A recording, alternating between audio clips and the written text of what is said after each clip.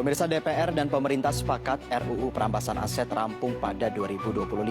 RUU tersebut telah mendapatkan dukungan dari berbagai ketua umum partai politik saat dibahas ketika bertemu dengan Presiden Prabowo Subianto.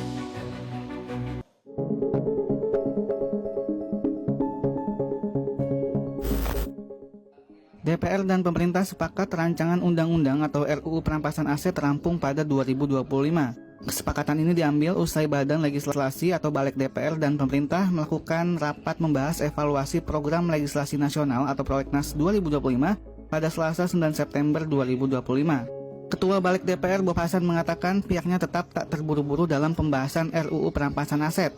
Menurut Bob, pembahasan RUU Perampasan Aset harus tetap melibatkan partisipasi masyarakat. Bob juga ingin agar publik memahami substansi dalam RUU tersebut. Targetnya tahun ini semuanya harus dibereskan, tetapi kemudian kita ini namanya meaningful.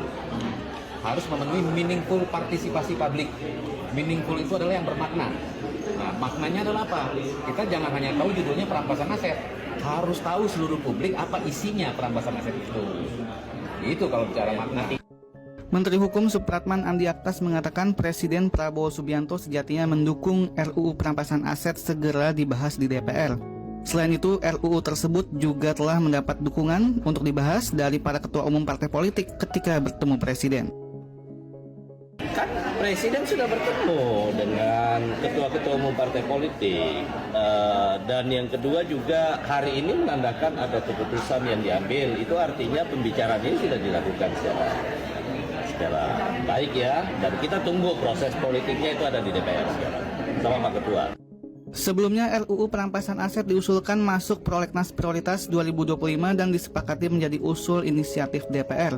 RUU Perampasan Aset awalnya masuk dalam Prolegnas jangka menengah 2024 hingga 2029. RUU Perampasan Aset mendapat atensi dari DPR dan pemerintah usai desakan dari rakyat pada gelombang aksi unjuk rasa akhir Agustus 2025. Dari Jakarta, Fahri Audiavis, Metro TV.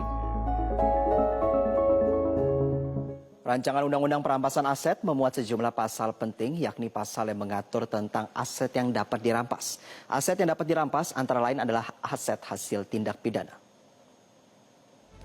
Aset lainnya yang dapat dirampas yang diatur dalam pasal 3 ayat 1 adalah aset yang diduga dipakai untuk tindak pidana, aset sah milik pelaku sebagai pengganti, aset temuan yang diduga dari tindak pidana, aset tak seimbang dengan penghasilan, kekayaan, dan aset berupa benda sitaan tindak pidana. Dari sisi nilai, aset yang dapat dirampas adalah aset bernilai minimal 100 juta rupiah dan terkait tindak pidana dengan ancaman hukuman 4 tahun atau lebih.